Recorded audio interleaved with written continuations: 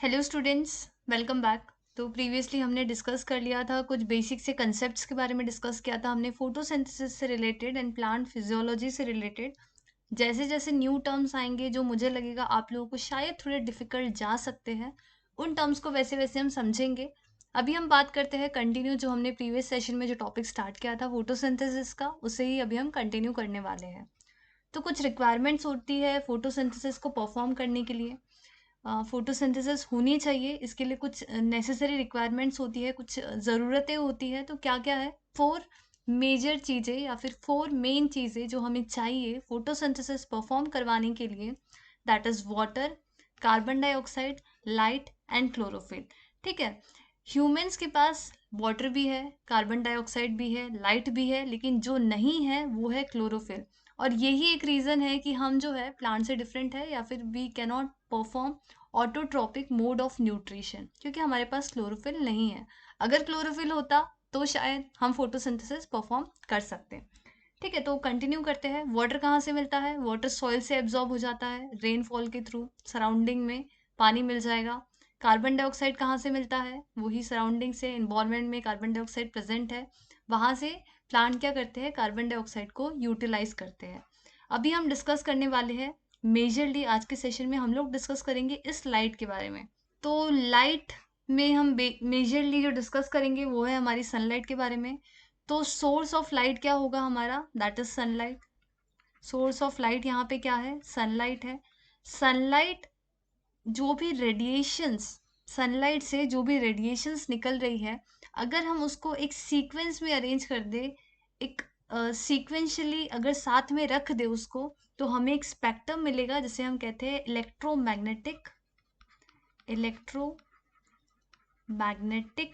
Spectrum कहते हैं। ठीक है। तो ये सारी जो रेडिएशंस है ये कहाँ से आ रही है? ये सनलाइट से आ रही है। लेकिन सारी की सारी रेडिएशंस हमारे लिए यूजफुल नहीं है। हमारे लिए जो रेडिएशन यूजफुल है दैट इज विजिबल रेंज की, विजिबल लाइट की। तो थोड़ा सा देख लेते हैं कौन कौन सी रेडिएशंस होती है। गामा रेज होती है, X rays, ultraviolet rays, visible light, infrared, radar. ये कुछ रेडिएशंस है। FM, TV short waves, AM, ये कुछ रेडिएशंस है जो कि कहाँ से रिलीज हो रही है? सनलाइट की वजह से रिलीज हो रही है, या सनलाइट से रिलीज हो रही है। लेकिन इस सनलाइट से भी रिलीज होने वाली रेडिएशंस में भी, लाइट में भी, हमारे लिए जो इम्पोर्टेंट है दैट इज विजिबल लाइट। तो विजिबल लाइट जिसकी रेंज होती है 400 नैनोमीटर टू 700 नैनोमीटर, ये जो रेंज है बच्चों, इसी रेंज में फोटोसिंथेसिस परफॉर्म होती है। ये जो रेंज है दैट इज 400 टू 700 नैनोमीटर, इसी रेंज में फोटोसिंथेसिस परफॉर्म होती है, परफॉर्म कर सकते हैं। यही रेंज ऑफ लाइट को जो है प्लांट या फिर साइनोबैक्टीरिया एब्जॉर्ब करते हैं और फोटोसिंथेसिस परफॉर्म करते हैं। इसीलिए इस रीजन को कहा जाता है photosynthetically photosynthetically active region. Active region, इस रीजन को कहा जाता है। कौन से रीजन को? जिसका जो वेवलेंथ की जो रेंज है that is 400 nanometre to 700 nanometre. ये कुछ इंपॉर्टेंट बातें हैं, बेसिक सी बातें हैं जो याद होनी ज़रूरी है। तो 400 नैनोमीटर से 700 नैनोमीटर के बीच में फोटोसिंथेसिस परफॉर्म होती है, इसीलिए इस रीजन को कहा जाता है फोटोसिंथेटिकली एक्टिव रीजन, या फिर शॉर्ट में हम इसको लिख सकते हैं PAR। ठीक है, फोटोसिंथेटिकली एक्टिव रीजन, जिसकी वेवलेंथ कितनी है? 400 नैनोमीटर टू 700 नैनोमीटर। तो प्लांट्स की अगर हम बात करें तो प्लांट्स की फोटोसिंथेटिक एक्टिव रीजन कितना होगा? So that is 400 nanometre to 700 nanometre. वहीं साइनोबैक्टीरिया की अगर हम बात करें तो साइनोबैक्टीरिया का जो फोटोसिंथेटिक एक्टिव रीजन होता है that is 300 nanometre to 900 nanometre. बच्चों, ऐसा माना जाता है कि साइनोबैक्टीरिया ने फोटोसिंथेसिस परफॉर्म करके ऑक्सीजन जो बाय प्रोडक्ट रिलीज किया था, ये बाय प्रोडक्ट क्या है, ऑक्सीजन क्या है, प्रीवियस सेशन में डिस्कस किया है। वो सेशन देखकर आगे की सेशन जो है आप तभी अटेंड करें, नहीं तो फिर आपके कंसेप्ट जो है वो सारे मिक्स हो जाएंगे और आपको समझ में नहीं आएगा। तो ऐसा माना जाता है कि जो पहला ऑक्सीजन जो अर्थ पे आया था वो इन साइनोबैक्टीरिया की वजह से आया था, बिकॉज साइनोबैक्टीरिया प्लांट से भी प्रिमिटिव ऑर्गेनिजम्स थे। तो साइनोबैक्टीरिया ने जो फोटोसिंथेसिस परफॉर्म किया और उस फोटोसिंथेसिस की वजह से जो ऑक्सीजन प्रोड्यूस हुआ वो पहला ऑक्सीजन था, ऐसा माना गया। तो जो पहला ऑक्सीजन है that is produced by cyanobacteria. तो इसके बाद बात करें तो जो हमारी जो लाइट होती है, लाइट जो है इसका ड्यूअल नेचर होता है। ड्यूअल नेचर मीन्स दो नेचर, दो प्रकार का, दो तरीके से बिहेव करती है। कौन से दो nature? That is particle particle nature and wave nature. ज़्यादा डिटेल में डिस्कस नहीं करेंगे, सिर्फ बेसिक बेसिक चीज़ें जो है आपको पता होनी चाहिए।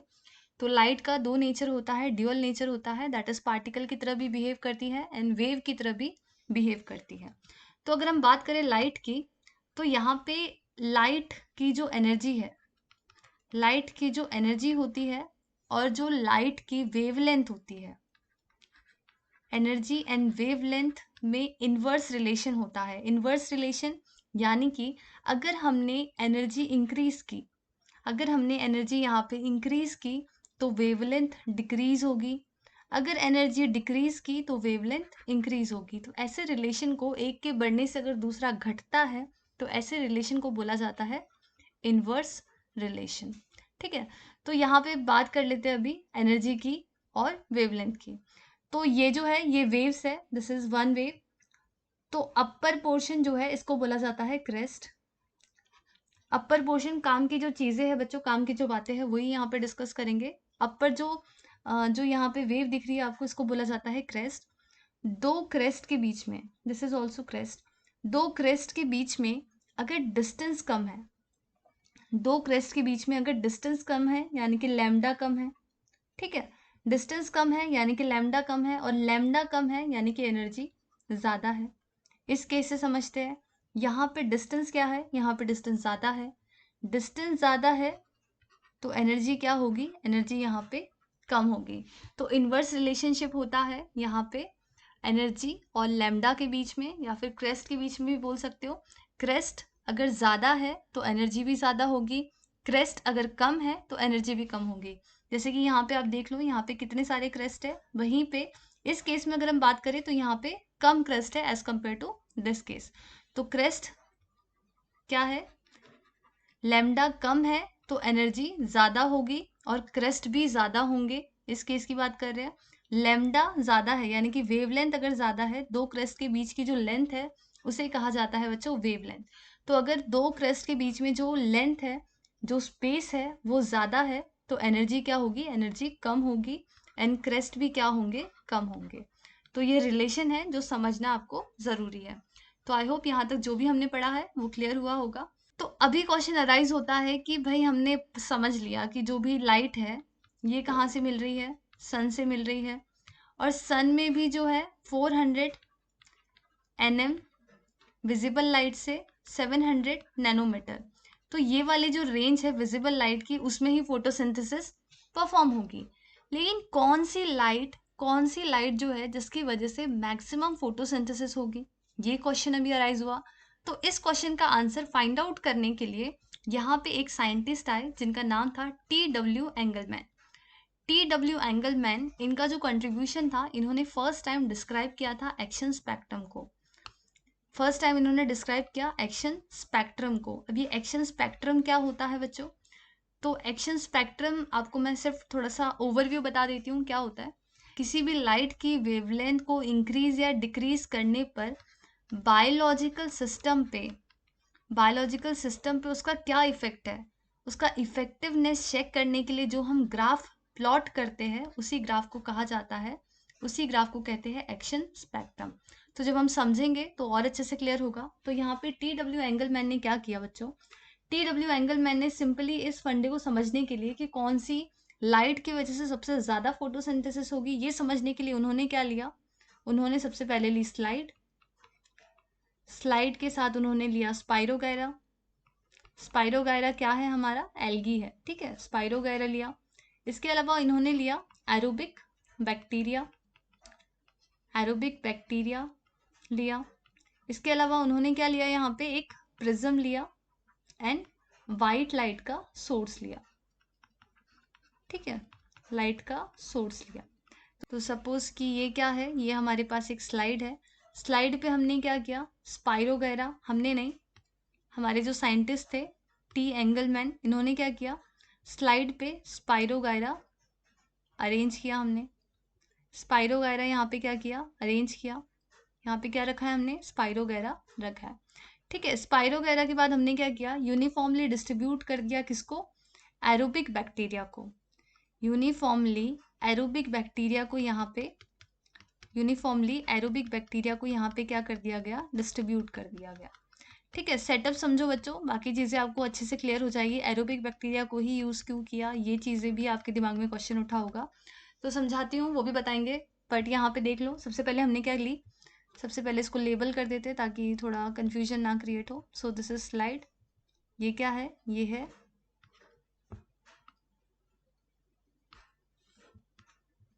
तो ये क्या है, ये है स्लाइड, ये क्या है, एरोबिक बैक्टीरिया, एरोबिक बैक्टीरिया, ये क्या है, स्पाइरोगैरा जो कि एक एल्गी है, स्पाइरोगैरा जो कि एक एल्गी है। ठीक है, तो अभी क्या हुआ बच्चों, ये चीज़ें आपको समझ में आ गई होगी, इसको रब कर लेते हैं क्योंकि हमें पूरा सेटअप दिखाना है, तो यहाँ पे हम डिस्टर्बेंस नहीं रखेंगे। तो अभी क्या किया इन्होंने बच्चों, अभी यहाँ पे उन्होंने रखा एक प्रिज्म, अभी यहाँ पे उन्होंने क्या किया, एक प्रिज्म रखा। ठीक है, और यहाँ से लाइट को, वाइट लाइट का सोर्स दिया, लाइट का सोर्स यहाँ पे रखा। तो जब ये वाइट लाइट प्रिज्म के थ्रू पास होगी तो क्या होगा, वाइट लाइट जो 7 डिफरेंट कंपोनेंट है, कौन से, V I B G Y O R, ये जो 7 डिफरेंट कंपोनेंट है जिससे वाइट लाइट मिलके बनी होती है, उसमें क्या हो जाएंगे, सेपरेट हो जाएंगे, अलग अलग हो जाएंगे। ठीक है, तो ये वाला स्पाइरोगैरा, इसको वॉयलेट लाइट मिलेगी, ये वाले स्पाइरोगैरा को इंडिगो, इसको ब्लू, इसको ग्रीन, इसको येलो, इसको ऑरेंज एंड इसको रेड मिलेगी। तो एक काम करते हैं, हम यहाँ पे लिख लेते हैं VIBGYOR। ठीक है, ये ऐसा कुछ सेटअप था। तो अभी क्या होगा बच्चों, लाइट मिलेगी, समझाती हूँ ओवरव्यू। हाँ, तो अभी क्या होगा, लाइट मिलेगी किसको, लाइट मिलेगी किसको, स्पाइरोगैरा को मिलेगी। स्पाइरोगैरा को लाइट मिलेगी तो वो क्या परफॉर्म करेगा, फोटोसिंथेसिस, फोटोसिंथेसिस परफॉर्म करेगा। फोटोसिंथेसिस परफॉर्म करेगा तो वहां पे क्या रिलीज होगा, बाय प्रोडक्ट ऑक्सीजन रिलीज होगा। और यहाँ पे हमने क्या रखे है, हमने रखे है एरोबिक बैक्टीरिया, तो ऑक्सीजन रिलीज होगा। तो जहाँ पे सबसे ज्यादा, जहाँ पे जो स्पाइरोगैरा ज्यादा ऑक्सीजन रिलीज करेगा, वहां पे एरोबिक बैक्टीरिया क्या होंगे, एरोबिक बैक्टीरिया एक्यूमुलेट होना शुरू हो जाएंगे। ठीक है, वहां पे एरोबिक बैक्टीरिया क्या करेंगे, एक्यूमुलेट, जमा होना शुरू हो जाएंगे। तो जिस स्पाइरोगायरा के सराउंडिंग में एरोबिक बैक्टीरिया सबसे ज्यादा एक्यूमुलेट होंगे, मतलब कि वो लाइट क्या कर रही है, वो लाइट ज्यादा फोटोसिंथेसिस परफॉर्म कर रही है। समझ में आया रीजन उसका क्या था कि एरोबिक बैक्टीरिया को क्यों लिया, तो देखते हैं। तो यहाँ पे ये पाया गया बच्चों, इसको रब कर देते हैं अभी। तो जब लाइट पास हुई, जब फोटोसिंथेसिस हुआ, सब कुछ हुआ, तब ये पाया गया कि लाइट पास करवाई, फोटोसिंथेसिस हुआ, तो ये पाया गया कि जो हमारे एरोबिक बैक्टीरिया थे, जो एरोबिक बैक्टीरिया जो थे हमारे, वो सबसे ज्यादा एक्यूमुलेट कहाँ हुए, ब्लू लाइट के सराउंडिंग में एंड रेड लाइट की सराउंडिंग में सबसे ज्यादा एक्यूमुलेट हुए, जमा हुए। ठीक है, तो यहाँ से कंक्लूजन क्या निकाला TW एंगलमैन ने, कि ब्लू एंड रेड लाइट जो है, ब्लू एंड रेड लाइट जो है वो मैक्सिमम फोटोसिंथेसिस परफॉर्म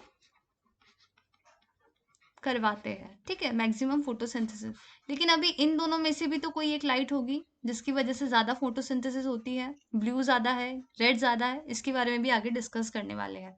तो आई होप इनका एक्सपेरिमेंट आपको समझ में आया होगा। तो इसको डायग्राम से थोड़ा और अच्छे से समझते हैं। तो यहाँ पे आप देख सकते हो कि यहाँ पे क्या किया गया बच्चों, यहाँ पे स्पाइरोगायरा लिया, स्पाइरोगायरा लिया। ठीक है, एक सोर्स ऑफ लाइट भी रखा, व्हाइट लाइट को क्या किया हमने, प्रिज्म के थ्रू पास करवाया। प्रिज्म के थ्रू पास क्यों करवाया, क्योंकि जब भी लाइट जो है, जब भी लाइट एक मीडियम से दूसरे मीडियम में एंटर होती है तो वो लाइट क्या करती है बच्चों, अपनी स्पीड चेंज करती है, जिसकी वजह से वाइट लाइट जो डिफरेंट कंपोनेंट है उसके अकॉर्डिंग बेंड हो जाती है और डिफरेंट कलर्स में ब्रेक डाउन होती है, अलग अलग कलर्स हमें देखने को मिलते हैं। ये उसका रीजन है कि एक मीडियम से दूसरे मीडियम, यहाँ पे मीडियम क्या है, यहाँ पे एयर है, यहाँ पे मीडियम क्या है, ग्लास है। क्योंकि मीडियम चेंज हो रहा है तो डिफरेंट कंपोनेंट्स में वाइट लाइट ब्रेक हो जाती है। तो यहाँ पे जैसे जैसे लाइट पड़ेगी स्पाइरोगायरा पे, उसी हिसाब से क्या होगा, जैसे जैसे लाइट पड़ेगी उसी हिसाब से क्या होगा, स्पाइरोगायरा एब्जॉर्ब करेंगे, स्पाइरोगायरा एब्जॉर्ब करेंगे, फोटोसिंथेसिस परफॉर्म करेंगे, फोटोसिंथेसिस परफॉर्म करेंगे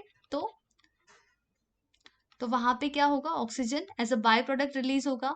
तो जिस लाइट ने सबसे ज्यादा ऑक्सीजन रिलीज किया वहां पे क्या होंगे, वहां पे एरोबिक बैक्टीरिया एक्यूमुलेट होंगे, और जहां पे ज्यादा एरोबिक बैक्टीरिया होंगे मतलब हमें समझ में आएगा कि ये वाली लाइट जो है वो फोटोसिंथेसिस में ज्यादा हेल्प करती है।